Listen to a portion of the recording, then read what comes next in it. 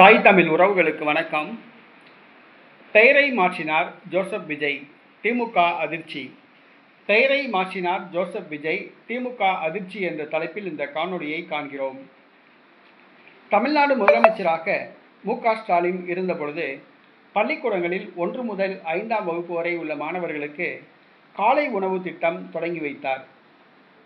இதனால் 10 லட்சத்துக்கும் அதிகமான மாணவர்கள் பயன்பெற்றனர். காலை உணவு திட்டமானது முதலமைச்சர் காலை உணவு திட்டம் என்ற பெயருடன் இந்த திட்டம் ஆரம்பிக்கப்பட்டது. தற்பொழுது திமுக ஆட்சி தோல்வியடைந்தது. மு.க.ஸ்டாலின் கொளத்தூர் தொகுதியிலேயே தோற்றுப்போனார். தற்பொழுது தமிழக வெற்றிக்கழக அரசு அமைந்துள்ளது. ஜோசப் விஜய் முதலமைச்சராக உள்ளார். தற்பொழுது 1 முதல் 5ஆம் வகுப்பு வரை வழங்கப்பட்ட அந்த காலை உணவுகள் தற்பொழுது 1 முதல் 8ஆம் வகுப்பு வரை நீட்டிக்கப்பட்டுள்ளது.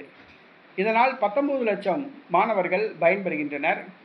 தற்பொழுது மேலும் 1 முதல் 5ஆம் வகுப்பு வரை காலை உணவு வழங்கப்பட்ட அந்த திட்டம் 1 முதல் 8ஆம் வகுப்பு வரை நீட்டிக்கப்பட்டுள்ளது.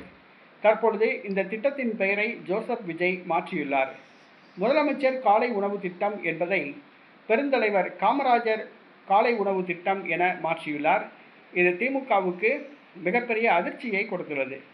ஏனென்று சொன்னால், முதலமைச்சர் காலை உணவு திட்டம் என்ற ஒரு திட்டம் என்றாலே அது மு.க.ஸ்டாலினை நினைவுபடுத்துவது போன்று உள்ளது என்று பலர் கூறினர். இதனால் அந்த திட்டத்தின் பெயரை பெருந்தலைவர் காமராஜர் காலை உணவு திட்டம் என மாற்றியுள்ளார். இது மு.க.ஸ்டாலினுக்கும் திமுகவுக்கும் மிகப்பெரிய அதிர்ச்சியை கொடுத்துள்ளது.